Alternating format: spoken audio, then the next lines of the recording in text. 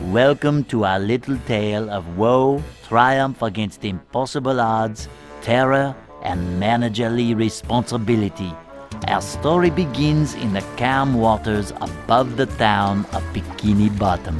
As we descend beneath the waves, we find another day. Wait a minute! Hold your seahorses! Who are you? I'm the manager of this establishment. Everything is gonna be just fine. I'm really scared, man. You got a name? Phil? Come on, Phil, stay with me. I've only got one shot at this. Gotta have the right tools for the job. Bingo. Now I want you to do me a favor, Phil. What? Say cheese. The beginning. A little yellow friend awakes from his slumber and prepares for the biggest day of his life. Yet despite his dreams, he is not honored with the manager position of the new Krusty Krab 2. So he sulks off to drown his depression in ice cream at the local Goofy Goobers. Across the street, jealous of Mr. Krab's success, the diabolical Plankton hatches Plan Z. He steals King Neptune's crown and frames Mr. Krabs for selling it to the far-off and dangerous land of Shell City. Let us now join our heroes in the midst of their self-pity.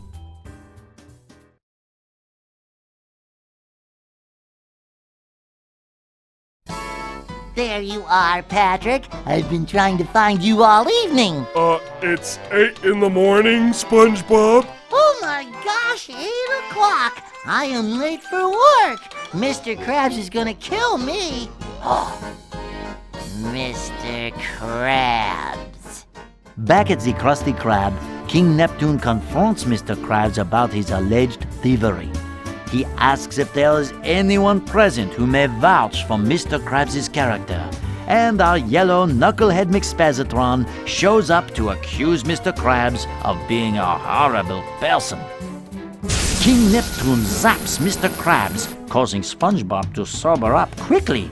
He selflessly volunteers to journey to Shell City and retrieve the king's crown. Freezing Mr. Krabs in place, King Neptune grants a 6-day reprieve so SpongeBob and Patrick may attempt to retrieve the crown. King Neptune's daughter Mindy provides SpongeBob and Patrick with a magic mirror through which she can communicate and assist our heroic duo. We continue as SpongeBob and Patrick arrive at the paddy wagon. With the chaos of Bikini Bottom behind them, SpongeBob and Patrick begin their long journey towards Shell City. However, with SpongeBob gone, all is not well.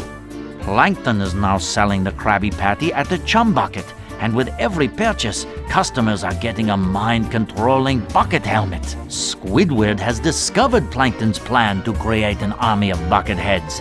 Will Squidward save the day? No.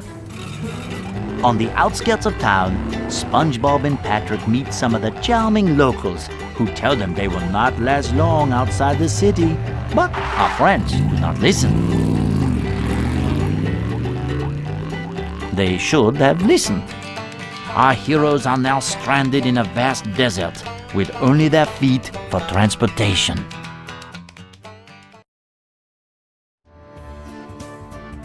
Our heroes, having foiled Plankton's evil plans, continue across the desert. But Plankton remains one stubby step ahead of them.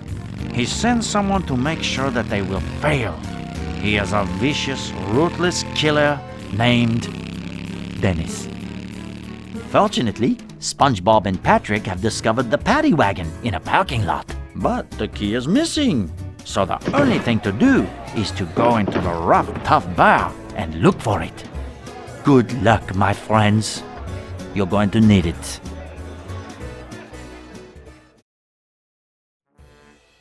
Patrick, step on it! Ah! Come on, kiddies, have some ice cream. Jump for it, Patrick! And so, the hideous creature was vanquished by an even more hideous creature coming from the deep ocean trench. Well, we lost our car again. Never mind the car. Where's the road? There's the road, on the other side of the deep, dark, dangerous, monster-infested trench. After gulping, SpongeBob and Patrick decided to throw in the towel. Luckily, Mindy arrived and showed them what was really going on back in Bikini Bottom. Plankton had transformed Bikini Bottom into Planktopolis. The sight of their city convinced our heroes to continue on to Shell City. So, in order to become men, they cried like little babies. But someone was hot on their tail. With no time to lose, Princess Mindy thought of a better idea, and our heroes quickly became men and marched toward the treacherous trench. And that is how SpongeBob and Patrick escaped the trench full of hideous, disgusting monsters. Meanwhile, Dennis continues to follow our heroes. Some unsavory types attempt to get in his way, but he manages to reason with them. And so, like two tin cans in a trash compactor, SpongeBob and Patrick continue on, blissfully unaware of the danger closing in on them. Standing in their way is a field full of stanky garbage, but with Shell City somewhere on the other side, they have no choice but to push on. Finally, I got you right where I want you. That's a big boot! Don't worry, this'll only hurt a lot! I love this job! Bigger boot! Wait, Pat! This bigger boot saved our lives! Yay! Thank you, stranger! It's the Cyclops! Run! And so, SpongeBob and Patrick escaped the clutches of the mad, murderous Dennis, only to be captured by the even more hideous Cyclops. And then, they passed out, awakening in a dreamy, goofy goober wonderland where... Oh, wait a minute. Hey, it's the Goofy Goober! Patrick, there's the Goofy Goober himself! Oh boy! As I was saying, SpongeBob and Patrick continued on, allowing nothing to distract them. Goofy, goofy, goober, goober, yeah! It's just a dream. Don't waste your time. Go ahead.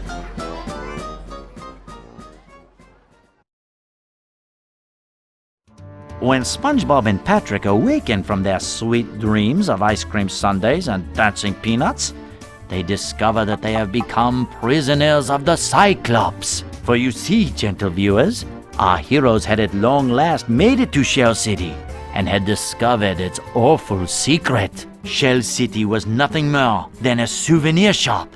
Those who were captured were dried up and turned into smelly knickknacks. And that is precisely what was happening to our two friends. The situation seemed to be completely and utterly hopeless. But they were saved by the tear of the Goofy Goober, as well as a conveniently placed sprinkler system. King Neptune's crown lay nearby, but our heroes still needed to escape the treacherous depths of Shell City and get past their most dangerous adversary, the Cyclops.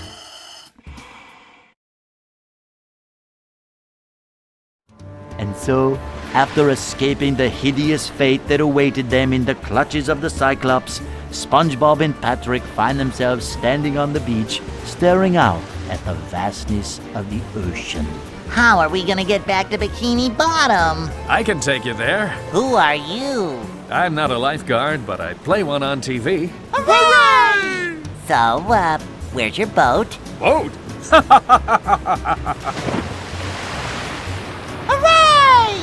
Nothing can stop us now! Bikini Bottom, here we come!